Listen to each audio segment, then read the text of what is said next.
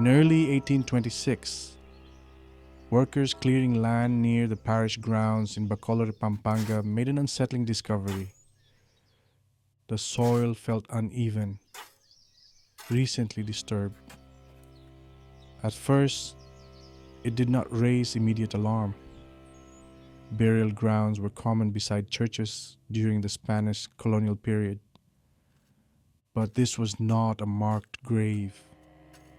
There was no cross, no recorded name, no grieving family present.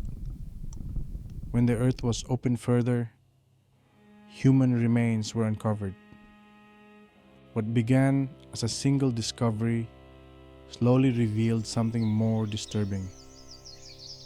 Additional remains were located in areas connected to church property, close enough to sacred ground to feel protected, hidden well enough to avoid casual detection.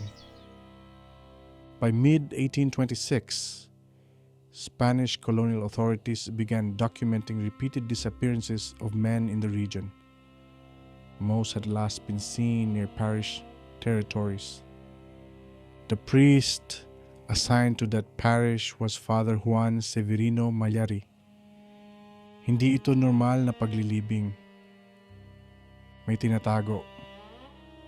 And that realization changed everything. Juan Severino Mallari was born in Bacolor in the late 1700s, during a time when the Catholic Church held immense authority under Spanish rule. A priest was not merely a spiritual guide. He recorded baptisms, registered marriages, documented deaths, advised families, resolved disputes. His authority carried both moral and civil weight. To question a priest was to question the institution itself. There were no early public accusations against Mallari, no dramatic confrontations, no visible scandals. But sometime in the early 1820s, something shifted.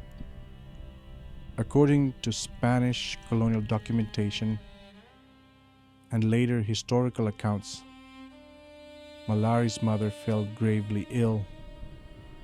Some records suggest he believed she had been bewitched. Others indicate he suspected unseen forces were responsible for her suffering. When she died, the psychological impact on him was described as severe. Witnesses later noted changes in his demeanor.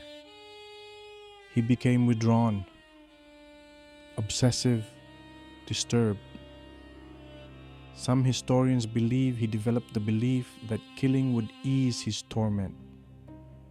Whether this was delusion, mental illness, or later justification remains debated.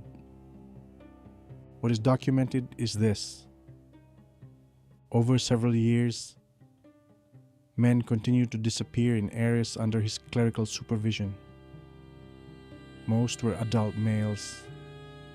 Several were reportedly summoned under the pretense of confession or private religious counsel. He used trust as access and access as opportunity. Colonial records eventually described the discovery of multiple burial sites linked to properties within his influence. The exact number of victims remains uncertain due to incomplete archival preservation. However, multiple historical sources estimate that Mallari killed at least 50 individuals, 50 o higit pa. The killings were not described as chaotic. They were repeated, deliberate, concealed, and shielded by authority. Spanish colonial officials eventually accumulated testimony and suspicion strong enough to act. Mallari was arrested in 1827. Under interrogation, he confessed. Records indicate he admitted to numerous killings. He attributed his actions to mental disturbance following his mother's death.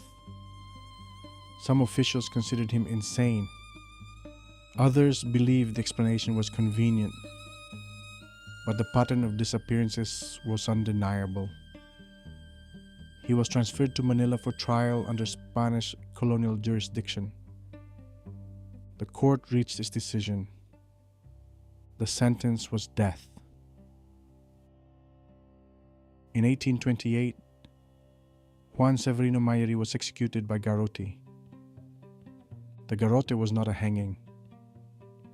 It was a wooden chair fitted with an iron collar, positioned behind the neck. Once secured, a tightening screw was turned. Pressure increased against the spine until death followed. It was considered swift, clinical, final. On the day of execution, Mallari was brought before witnesses, a priest condemned to die. Some accounts suggest he remained composed. Others say he prayed.